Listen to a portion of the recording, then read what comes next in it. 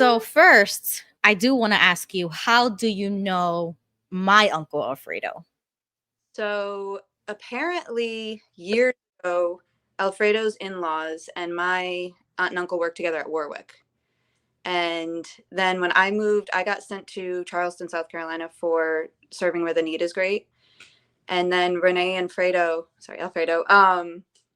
ended up down here. And then we just became friends and immediately hit it off. And I'm from New York, New York. I love Wepa. He loves Wepa. So we just like hit it. And so you were also a Jehovah's Witness in your past. Were you born and raised or were you converted? Born and raised. I'm third generation and grew up right near Patterson, served at Patterson, all that. Yeah. Wow. Okay, so yeah, let's talk about that. Yeah. Third generation, that's crazy. I think I am too, technically, because my grandmother, so Alfredo's mother, Yep. was a witness, so she converted. And then that generation, my father and his brother, Alfredo, and all of them, I think I have like 5 uncles from that side of the family. They're all witnesses, so the whole entire family, are witnesses. And then my generation, my father disassociated, but Alfredo and everybody, they're still witnesses. So there's only a few couple brothers, like couple of my uncles, that are not witnesses anymore. But through my mother's side, I'm fourth generation. So it's, Yeah. yeah, it's deep. Yeah. It goes deep. Okay, so you're born and raised third generation, and you said you grew up around New York area? I grew up in New York and Connecticut, and my mom helped build Patterson, and I just grew up right near it. We've had Bethelites since I was probably 6 or 7 in my hall. And then all of my sisters, all of us have kind of either volunteered or gone there. I married a Bethelite at 19, got married off. Wow. Yeah, so I was 19 at the time, and my dad went up to this Bethelite who's an elder in our hall, by all means on paper, high up, great, and said, "What will it take for you to marry my daughter?" And No. yes, yes. I didn't know this till after we got married, thank God, but he was 31 at the time. So, and then we were supposed to move to Mississippi and start in the circuit work, and then thank God I got pregnant. Yeah. Hold up a second. Hold up. We got to rewind a second. I know there's a So, word. Okay, hold on. So you're saying that basically your father, also Jehovah Witness, right? Basically arranged this marriage because he asked the brother if he was willing to marry his daughter. low key, high key, yeah. they they knew just before that I was talking about I just graduated high school and I wanted to move to California, and I think that was his way of locking me down. So, Wow.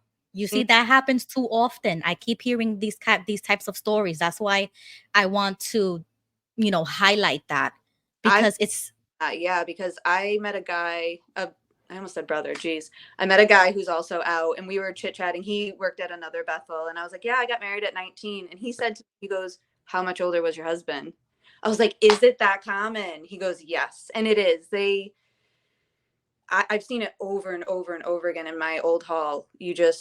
We're basically like cattle to churn out to marry these Bethelites. It's ridiculous. wow. So then your husband was a Bethelite. hmm He was at And Patterson like 10. wow. Yeah, he was a deep, deep, yeah. Wow. Okay, so now you're 19, you're getting married. You obviously don't know any better. You don't know any better. You're thinking that this guy is the best Bethelite. I mean, that's a step up from an elder's son or an elder. You know what I mean? Like that's my, like royalty. my dad was never an elder or anything, so it was kind of like marrying up in status. Exactly right. Wow, that's crazy. Mm-hmm. Okay, so you get married, and then what happens from there on? Oh, I got pregnant, I think, that night or the next night, and had my daughter 9 months later. And like I said, they wanted us to do the circuit work. Thank God that didn't happen. But we were need graders, just like his parents. So at 19, I was an elder's wife, and my husband was the coordinator, the service overseer, the school overseer, and at the time the literature overseer. So I was basically home alone in the back, basically barefoot and pregnant in the backwoods. Right. And like it was terrifying. One time somebody asked where my husband was. I was like, oh, he's in the back in the meeting. And another woman pulled me aside and she was like, you can't say that. I was like, why? Because people are going to start thinking, and then there's rumors. And I'm like, I'm 19. I'm just trying to deal with this baby and a whole new life. It was intense, intense. Oh my God. Hold on. This is heavy. So 19 years old. He has basically all the responsibilities in the whole. All of it. Just had a baby. Mm-hmm. And And we were there to take care of his mother. She was paralyzed from MS, so it was a lot. wow. And you said he was 31? Mm-hmm. Wow, that's crazy. Okay, and you were still like full in believing. Oh gosh, yeah. It was even when I did the whole thing. We went back to Connecticut and lived with my family. You know, we were remote Bethelite workers there, always back and forth to Patterson. He has still a ton of friends. I have tons of pictures of his friends that are in the legal department. One of his friends is the one that does the Caleb and Sophia videos. So we were in and out of there all the time. And yeah, it wasn't until I got disfellowship that I finally started looking into everything. I was diehard. Wow. And so for how long were you Bethelites or commuting, or like what were you actually doing? It was off and on. He would go up there for Warwick construction. I did remote work where I would interview and like set up the workers to go to Warwick. So I'd get Oh, calls, stuff like that. And he was always just pulled for different assignments. wow. So they were using you guys. Oh, Are using you too. using and abusing, because it was like, how are we going to make ends meet? But I'm pioneering. We were in the Spanish hall. And then, yeah, I don't even know how we made it, honestly. So then what did he do for work? Or did you have a job, or like We what were both, you doing? I'm a chef, and sorry, I'm sweating. It's getting me heated. I'm a chef, so I did a lot of off and on things, catering when I could. He did construction, as every Bethelite I think does, because they have no skills when they come out. Fredo and I could talk all day long about that. So man went into Bethel at 20 something, got out at 31, and he scrubbed toilets and hung sheetrock. So that's what he did outside of it. So, and then it got to Wow. over and had to make the money. Wow. Okay, so how many years is this happening? We were married for 10 years. Okay. All And right. So all right, so bring me there. So 10 years later, you're doing all this work for Watchtower, you're still believing hardcore, you're married, you have your baby, and then what happens next? so when we got sent to Charleston, South Carolina here, and I don't know if it was getting away from Bethel, because I'm finding the closer you are to Bethel, the crazier, the stricter it is. I mean, at one point they wouldn't let brothers on the stage if they didn't have a white shirt on. It was just ridiculously. So I think being in Charleston, starting to see the difference, and then I had just had it. I was still fully believing. And what's unfortunate is when you're in the religion and you're a female, the only way you think you can get away from a marriage and come back is to cheat. And I Yep. this whole plan, I was like, all right, I was there for my announcement. I was that diehard coming back. And I got married. I was gonna come back. And it took me 5 years to get reinstated, because I kept writing letters. I'm like, what do you want me to do? I'm married. I'm doing everything you're saying. And then it finally took Alfredo's father-in-law. The fifth time I got interviewed to get taken back, they told me no, because I had talked to my sister, who was disfellowshipped a year ago. And I was like, I'm at every meeting. I'm doing everything you're saying.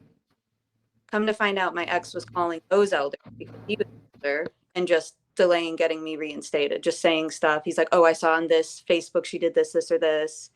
So I was out for 5 years, and that started to get me thinking and everything. And then watching the reinstatement. And then when Alfredo's father-in-law called and I was reinstated 30 minutes later after that meeting, I was like, okay, I'm done. This is not God, Wow. boys. Okay, so hold on. Let's rewind one more time. Yeah. So, your first husband, Mhm.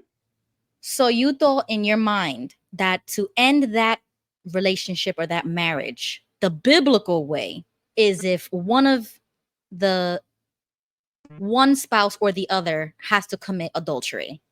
And he told me, he goes, I'm waiting. He goes, I can outlast you. I'm not going to. Well, yeah, you're 40 something years old and you look like every other governing body member. Of course you can hold out. Wow. No, but you see, that's why I want to highlight that, because I used to feel the same way. I think a lot of Jehovah's Witnesses feel like the only way they can get a divorce is if they have a biblical divorce, not a secular divorce. Because even if you do get a divorce like that, you They're not. can't remarry. Hmm? And that's the thing. When I was in my first disfellowshipping committee, because I actually got reinstated and then left 6 months later, but when I was in the actual judicial committee, I was explaining to them, I've had my water shut off. I've had to take my daughter in the backyard to use the bathroom because I had my water shut off because he couldn't help me make ends meet. And I've had my electricity shut off. I went back to New York for my sister's wedding, came home, my car was repossessed. Like, I was just like, I can't do anymore. And I tell them all about this. And they're like, well, why didn't you tell us? Well, because when you guys called for a shepherding call, he said, no, thank you.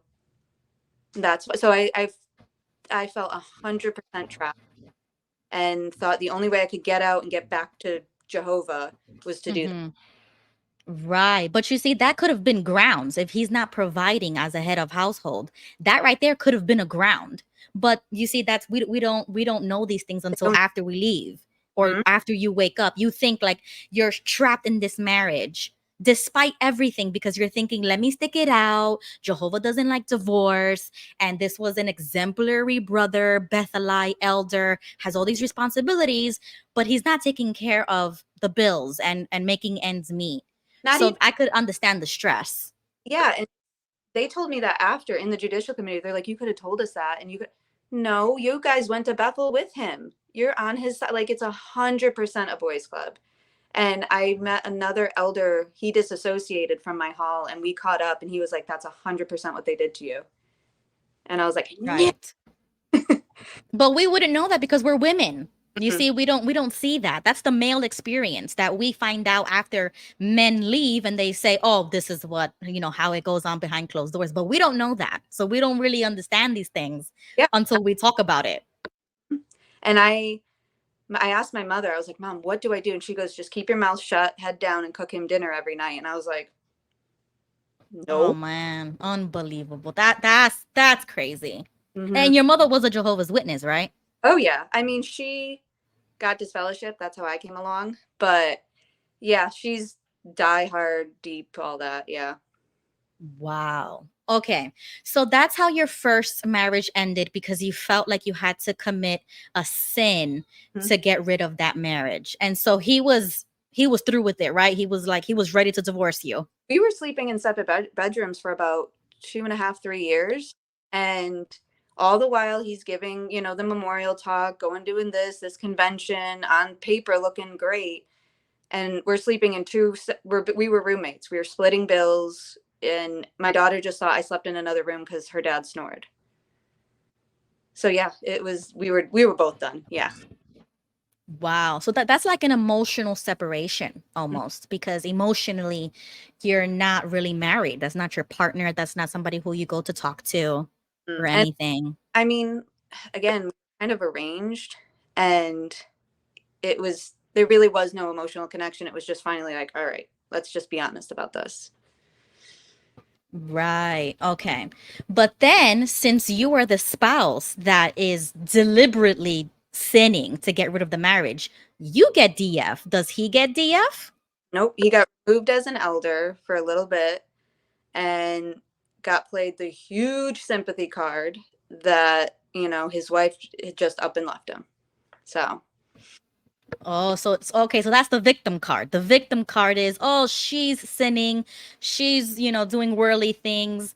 And she left me. Meanwhile, behind closed doors, everything has been in shambles for the past 3 years at yeah. that time. He's not providing the way that he should emotionally, physically, mentally, or anything. But he's this exemplary elder or, all of his responsibilities. And the And biggest then go they ahead. They thought he was just so high up because he was trained by Tony Morris and by some other, whatever, that he could just do no wrong. He was just like, from the governing body, that this man has done shady business dealings with other brothers in the hall. And it was just, they let it slide. It's, yeah. No, wait a second. That's a bombshell right there. What you mean he was trained by Tony Morris? What?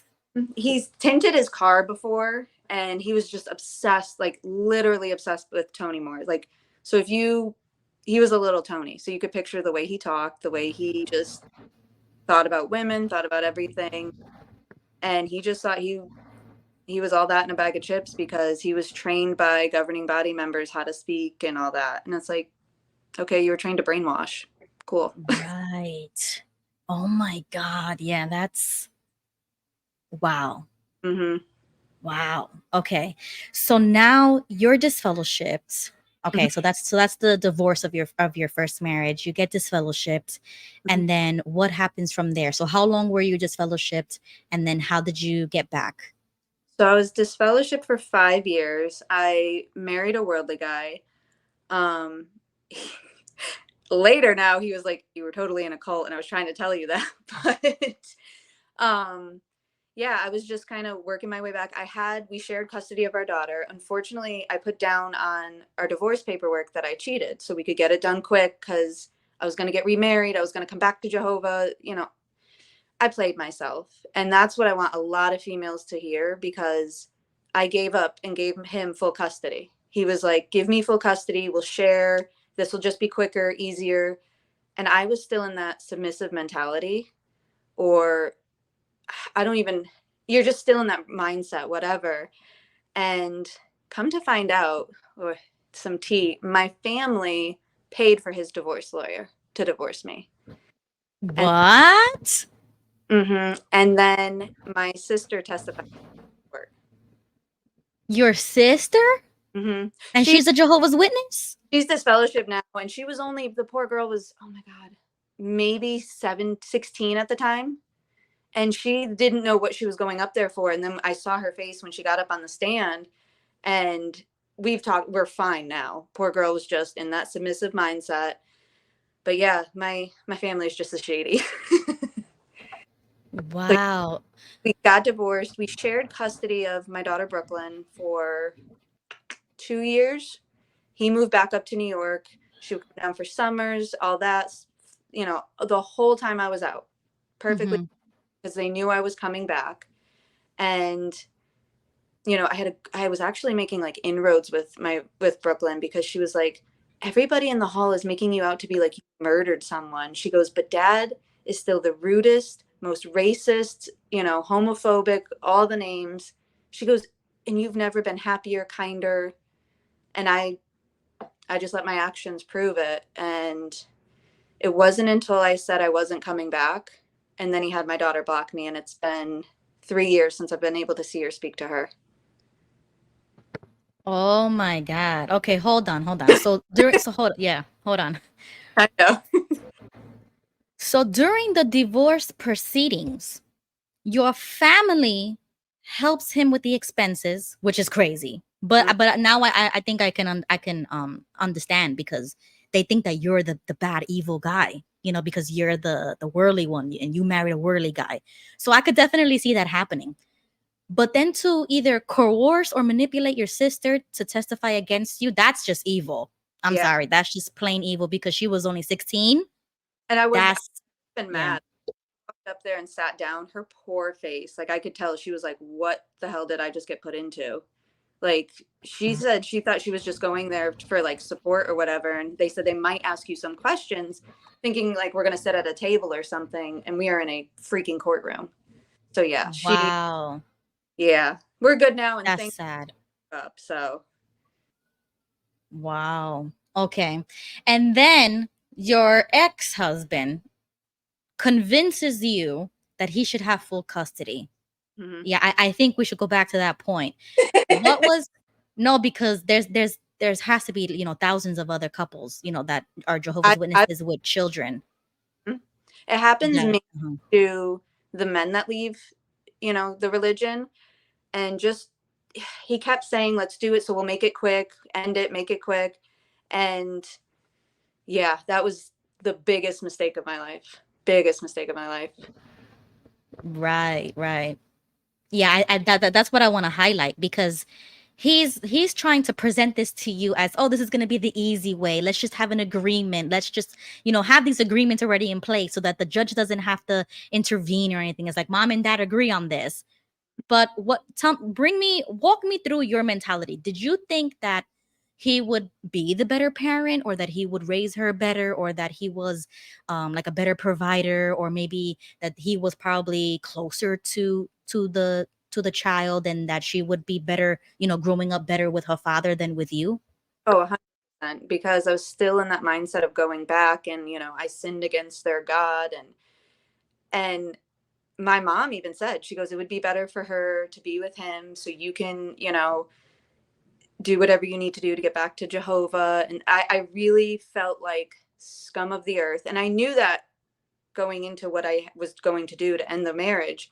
And yeah, I felt like I didn't deserve her or anything like that. It was because I didn't have their God's love.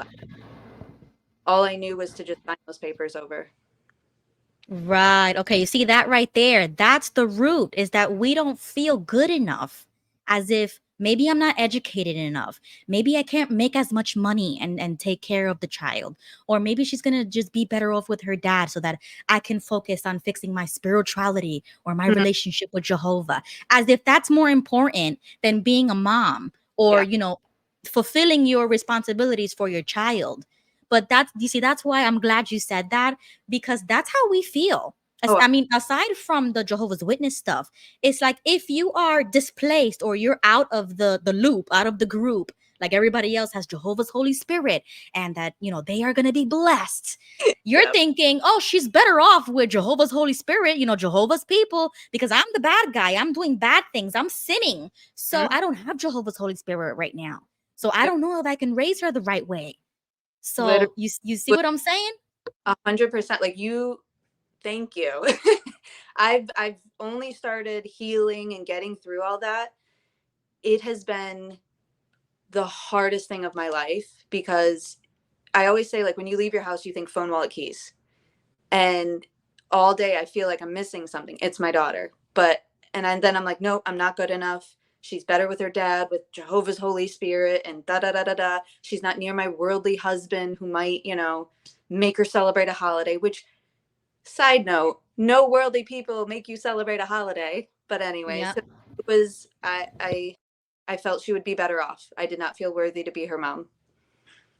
Wow. Yeah, I'm so sorry you went through that, because I mean, I went through the same emotions, through the same things. I thought that I would have to do the same thing if I wanted to get a divorce, or if, maybe if we're not witnesses, this would, be different, or maybe I should try to get reinstated. It's like you're always trying to do something with the damn religion, Yeah. thinking that it's going to help your family circumstances, or that it's going to change things, and it never does. And then you wake up later on and you realize, I wasted all my time, I wasted my energy talking to these people. Nothing ever changed, or it got worse, or whatever. And then you missed out on all of that time, when you could have just been focused on what's really important. But that's the we don't have that confidence. No, And it that's got that is being a witness, a female, like a being, that's the female experience. it's horrible. Like I said, I'm a chef. I run a kitchen. I run a kitchen with 12 huge guys, and I will put them in their place. And at the time I was still a chef, but anytime I would try to speak up or even just question, just say, "Hey, hun, I noticed da da da da da.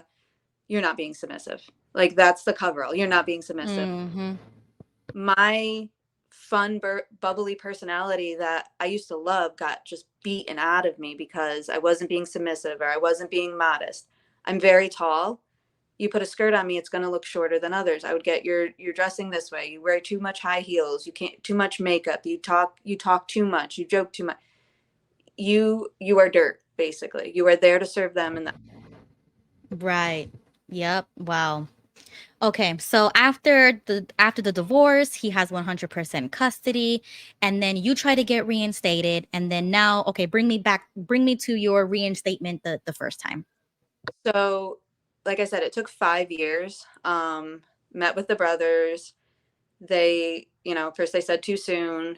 Then it was just something after something after something. And by the third time, I'm like, all right, I am doing everything I can. I have never studied harder. I have never, all that. And then talking to my daughter, she's like, Daddy was talking to Elder so and so. I was like, in my hall? Mm-hmm. And she was like, yeah, he was telling him about all the stuff you were doing. He saw your Facebook picture where it might have looked like you were at a holiday party, da da da da da da da. So he was just still bitter, bored, I don't know, and was just calling up and preventing me from getting reinstated.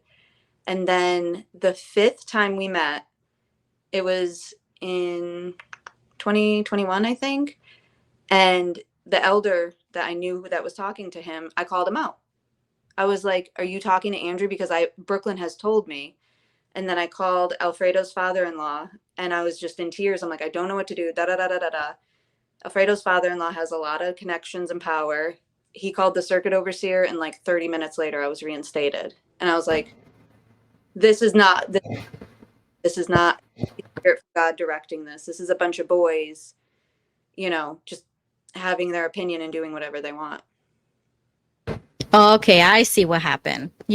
You see that's when that's another procedure that we don't know about because we're women. But Mm-hmm. when they say, "Oh, you can appeal this decision," it's because it's going to go higher up, and then the CO, if they give you the green light, it can surpass whatever any elder says. It doesn't matter what they say or do. As soon as the CO comes into the picture, that's your green light. Mm-hmm. And But that kind of woke you up a little bit, huh? that whole process woke me up, and I left 6 months later. I got disfellowshipped. I made sure I went into a meeting at a judicial committee, and it's Alfredo's father-in-law, and Alfredo's ex-wife was my best friend at the time, like best friend. And he was the head of my judicial committee. And at first I'm like, aren't you too close to this situation? Whatever. And he told me, he was like, he goes, you're going to leave to be with worldly people and not me. You don't love me. And I was like, you haven't said Jehovah once. And I said, peace. And I left. And I was Wow. done, done, done, done. Wow. So it took you 5 years just to get the green light because of gossip. I mean, that's what it really is. Straight They're up. gossiping about you Mm-hmm. and they're listening to him because he's a man Mm-hmm. with his own connections and power and experience. And then that kind of woke you up when they said, okay, yes, you could get reinstated. You get reinstated and then you leave. How soon after your reinstatement did you leave? 6 months. It was Oh my God. so I was waking up when I got reinstated that first time, and I was just really like, okay. And I was staying for my daughter. And I was like, I can be, because she doesn't live with me full time and we live in another state. I was like, I could be a PMO, physically in, mentally out, and I can do this. And then what I had a hard time with was I was molested by two elders when I was a kid, and I had found out how they covered that up. And I was like, I can't stand for this. I cannot be a woman. I cannot be her mother and be a part of this religion, even faking it. And I watched how they covered it up with an elder, and he's still serving, and he has kids of his own now. And I was like, I can't do this. No, I have to stand for Wow. something. Example for my daughter. Wow. Okay, hold on. That's another bomb. That's another bombshell right there. Okay.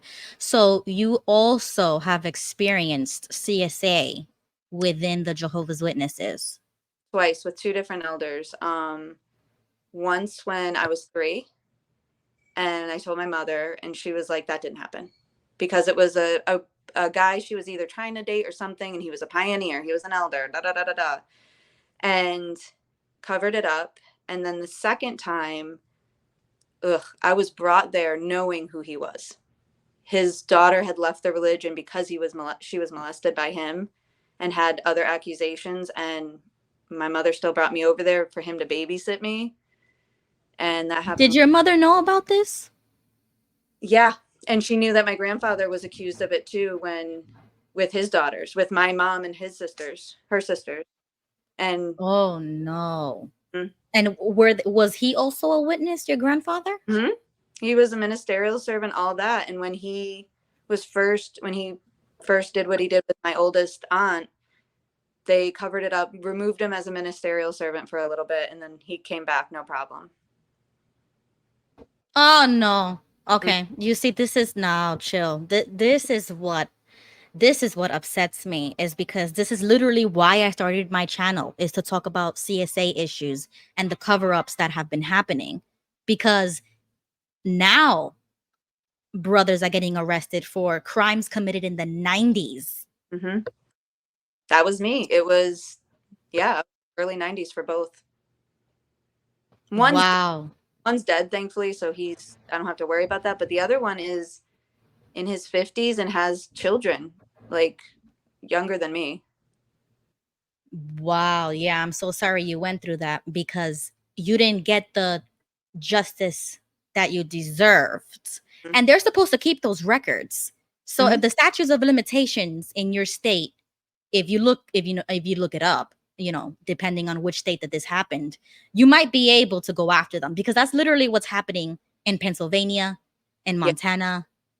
Like different states are either changing their laws Hmm. because there's just so many cases that There, are like I 20 years ago.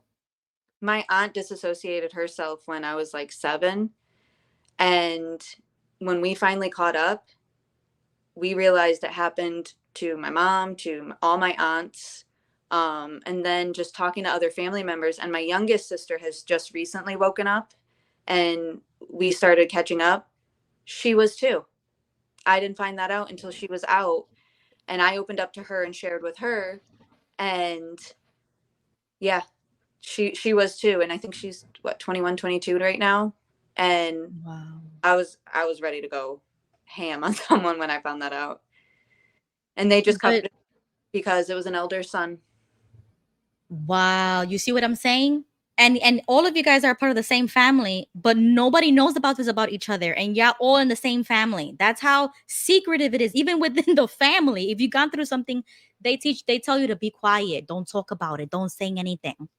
My stepfather didn't know I was arrested, because my mom was a single mom. So when the first time it happened, I was 3. So it was just me and my mom, and she never told my father.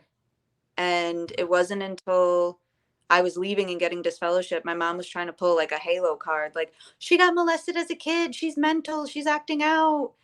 And my father was like, "Excuse me?" And yeah, so it was even between my parents. Wow. Yeah, no. You see that gets me so upset and so angry is because that's why I talk about it so much. Is because once you realize how quiet it is even amongst Jehovah Witness families, Mhm. is bad. So And bad. then the records that Watchtower keeps, because they're supposed to send all that to the service department, legal department, and they have those records. That those are records that they cannot destroy because of the sensitive nature of the details. And I And know, then Watchtower doesn't want to admit that they even have those records. let And me tell that's what's happening in court right now. they have, so my ex-husband's old roommate at Bethel works at legal, and he works in that department. And I remember at the time when I was so brainwashed, I was like, "Oh my gosh, that must be so hard dealing with false accusations." He's like, "Yeah, they give us a lot of time off."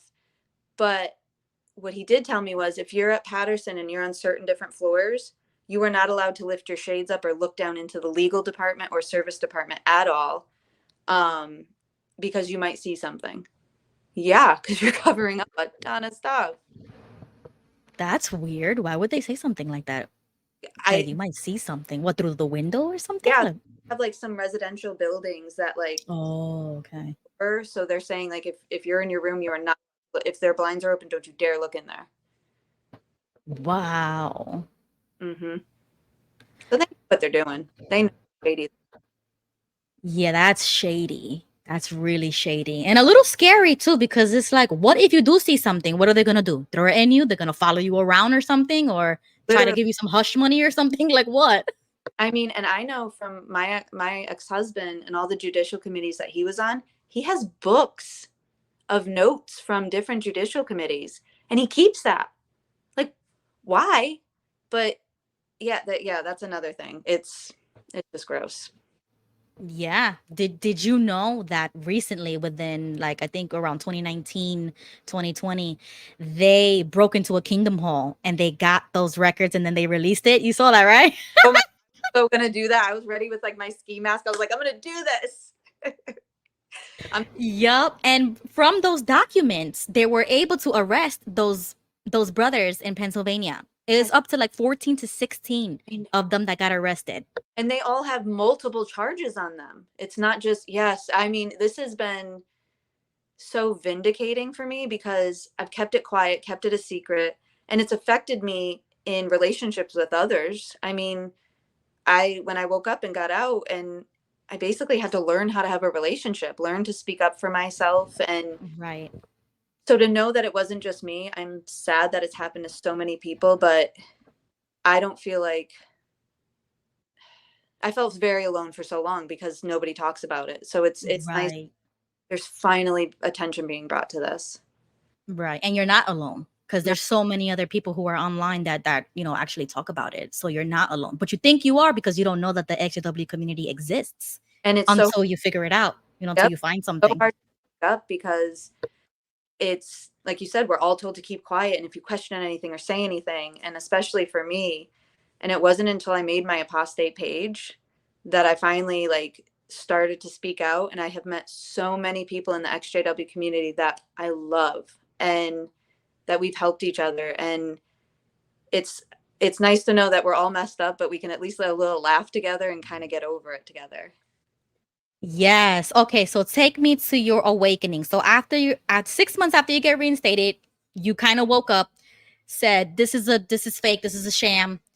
What really woke you up? Like walk me through your awakening where you kind of like it hits you, because that's how I felt. I felt like I got hit by a train or something one night and I Yeah. didn't know what was going on. So okay, so describe to me your awakening story. So I was working as a pastry chef in this really busy, fast-paced kitchen, and it was just some tough people, but they were honest. I was explaining to them who I was, and I kind of started to open up. And one of my close friends is from Pennsylvania, and she's like, "Oh, I know you culties," and I was like, "Excuse me?" And it was my friend Carl. We worked together for years, and he's gay. But I had never met such a kind person, loving. And I'm like, how can we hate somebody like this just for who they choose to love? And then he was smart. He was like, why don't you watch this documentary and this one? So then I became obsessed with cult documentaries. And I was like, wait a minute, what's going on here? And then just the reinstatement process and watching different documentaries, it was like, oh my God, the governing body is just like that. There is no Jehovah. This is like Wizard of Oz. And Mm-hmm. it was like I remember, oh my gosh, I was watching a cult documentary and it was like this little voice that just all of a sudden screamed, like, you're in a cult. And I was like, oh my God, my entire life. And I got hit by a freight train. Yep. Wow, that's amazing that at least you got to see it through a documentary and not like apostate websites or whatever, because It that's can, kind of like a form of journalism almost. It's like they're giving you facts, they're showing you things from a different perspective. So, okay, so now you woke up. What happens from then? Like, so how, I mean, did you talk to anybody about this? Did they out you as an apostate or something? Like, something's wrong with you, or you're mentally diseased or something? And okay, so tell me about that. yeah, they tried the whole mentally disease thing. And all I said was I wasn't coming back to the organization. And like I said, that was the last time my daughter talked to me. She said, okay, click, block. My entire family blocked me. And it wasn't until my fiance, we were talking about it, and he's like, you have a crazy story. And he's like, you need to reach out there and tell other people. And he started an Instagram page for me. And then from there, it just kind of snowballed. And I met a ton of people, and they've helped me, oh my gosh, understand things that because I grew up so close to Bethel, I knew a lot but didn't realize. And especially, oh my gosh, with having Alfredo out now, I mean, he was my ride or die elder when I was out. And once he got out and just talking about things, I'm like, oh my God, they are just shady AF. So yeah, it's, and every day there's something new. I'm like, what the heck? Wow. Okay. So did the elders disfellowship you for a second time, or did you just fade? No, I had the elders disfellowship me. I wanted to be done, whatever. Official. Hmm. Yeah. Okay. So so you said that your daughter blocked you as well. So I'm assuming that she's also heavily indoctrinated, or she believes in it. Is Yeah, she baptized or anything like that? I don't know. She'll be 16 next month. Um, so that's like the prime age. Right. So Okay. the last I heard, no. Um, yeah, I have no idea. My entire family has completely blocked me. So I know nothing. So when was the last time that you spoke to her, to your daughter? 2 years ago, I threatened to like rain down hell, get a lawyer, all that. And he had her call me, and I mean, oh my God, she sounded so robotic, just like towing Mm-hmm. the line, like, I love Jehovah, you da da da da da. And the last thing I said to her was, did you know mommy was molested twice? And I didn't, did not want to do it that way, but I knew if that was the last thing I could say to her, I needed to get that in there just to get her thinking. I Mm-hmm. Mm-hmm. wish it didn't go down like that, but I was sorry if you hear my dog snoring. I was put into a corner. I mean, if that was the last time I was going to see or speak to her, I needed to just say something. And she's like, no. And I said, yeah, ask grandma about it because she covered it up. And then that was the last thing I said to her. I do, and I don't regret it. I regret that I did it that way to her and hurt her. But I mean, I had to say something before I may never see her again. Right. Because the truth hurts, you Hmm. know? And if anything, And yep. just towing the company line of I love God, I got to do this, I got to do that. At least maybe that would get her thinking. Right. Okay. Yeah, the reason why I asked that is because I'm sure that there's so many other parents just like you who have like their children like mentally hostage Yes. into thinking that I can't talk to my father or my mother because they're not they don't have Jehovah's approval anymore. So I got to protect myself spiritually from my own parent. I mean, I used to do the same thing with my dad. I used to tell him I can't talk to you anymore. And it felt like I was breaking up with my father every other time I spoke to him. And I'm like, why am I doing this to myself? Like it was emotionally dragging me. And Mm-hmm. my mom is over here applauding it. And I'm, now as an adult, I feel as that's very abusive Oh to my, make the child feel like you can't talk to this person, even if it's your father or your mother, or if it doesn't make sense to a human standpoint, just be ready to listen, obey, and be blessed yep. because this is what Jehovah wants.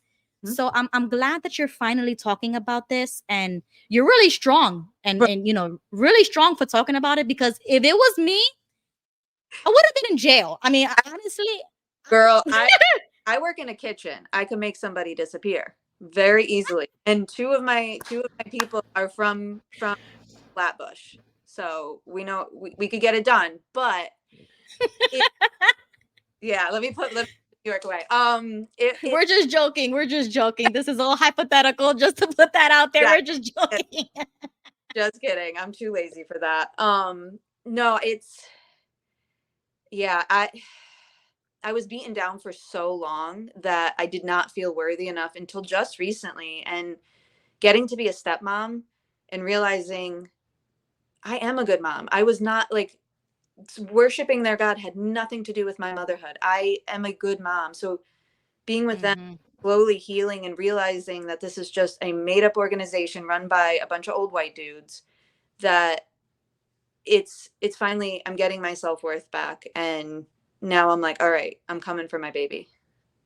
Right, right. Because she's going to watch your actions, your accomplishments. Hmm. Like they're listening and they're watching, even though they don't like communicate with us or like they're shunning us. They're still curious. You know what I mean? Like they're still human.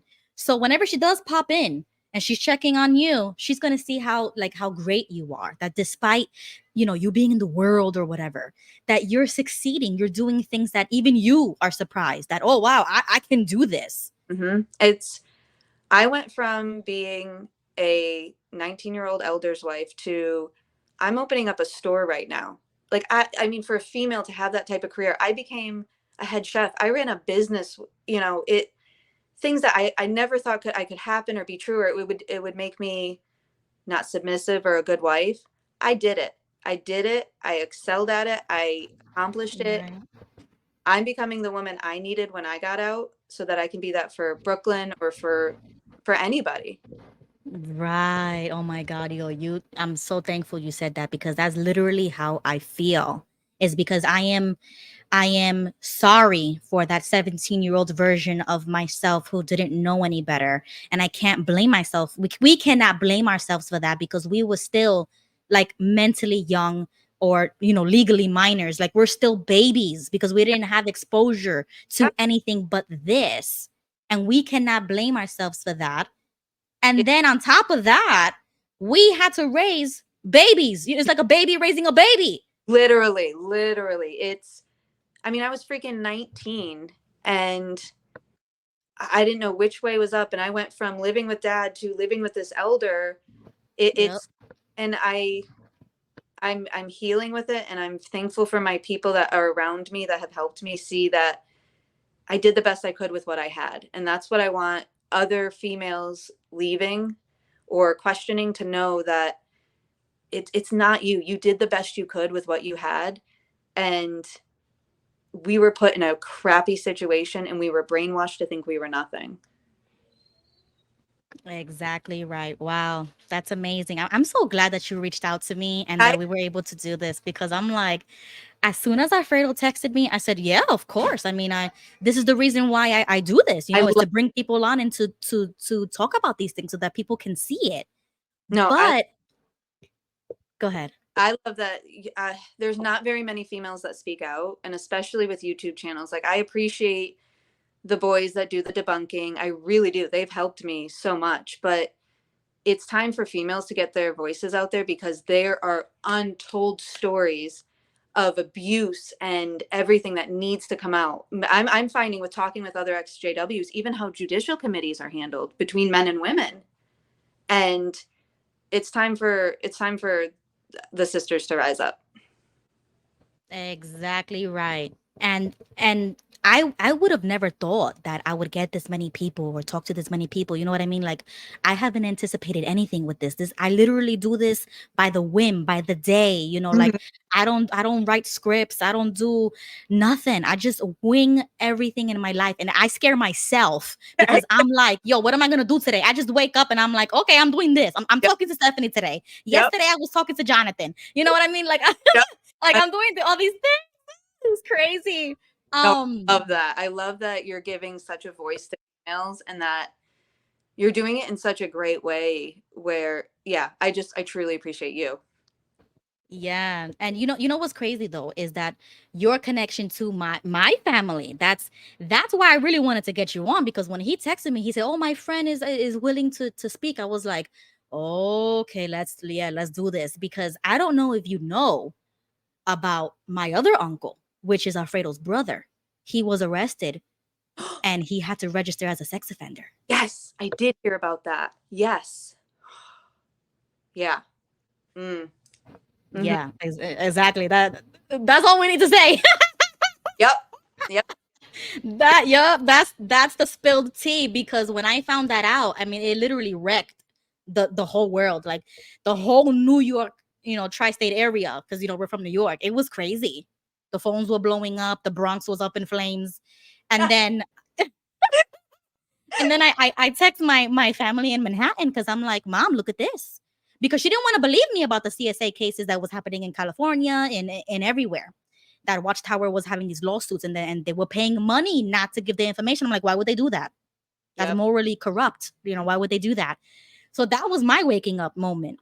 And then when I found out what happened to Wildy, I Hmm. was shocked and floored And I even reached out to Alfredo and I texted him, and he was still a very believing elder during that time. You're the niece. Yeah. You're the niece. Yes, I heard that you reached out. Yes. Oh my God, it's all making sense now. Okay.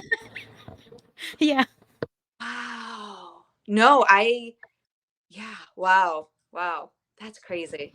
Yeah. And you know what he told me? Hmm. He told me, well, I don't think you have to worry about those things. We should leave it in Jehovah's hands. I'm sure that his local body of elders is going to handle it in the correct way. Mm-hmm. And I texted him and I said, I'm sorry, but I don't feel like that. I feel like we should have direct communication with his elders. And I was reaching out to him because he's an elder. So I'm like, why don't you like I'm trying to indirectly say, call his elders and Yeah. talk about this because you're an elder. Like, use your power for something good, you know? Right. No, that's And so. he let me down like that.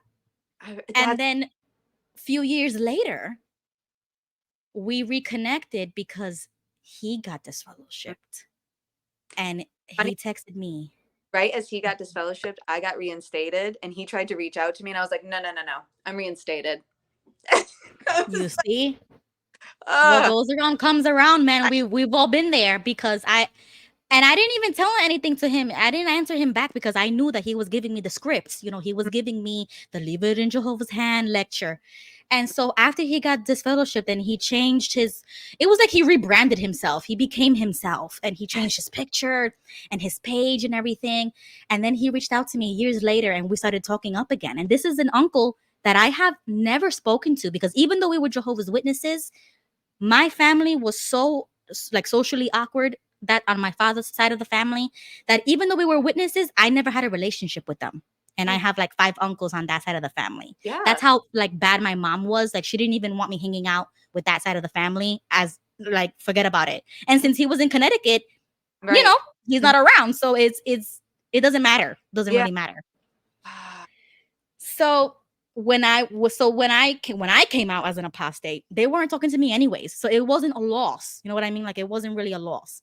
And yeah, But when he got DF and he started talking to me again, I was being nice. I was talking to him, but I didn't know if he was awake or if he was just DF and he was trying to come back to Jehovah. yeah, And I didn't know anything about his marriage. I didn't know anybody. And I didn't know nothing about my cousins or my aunt-in-law, nothing.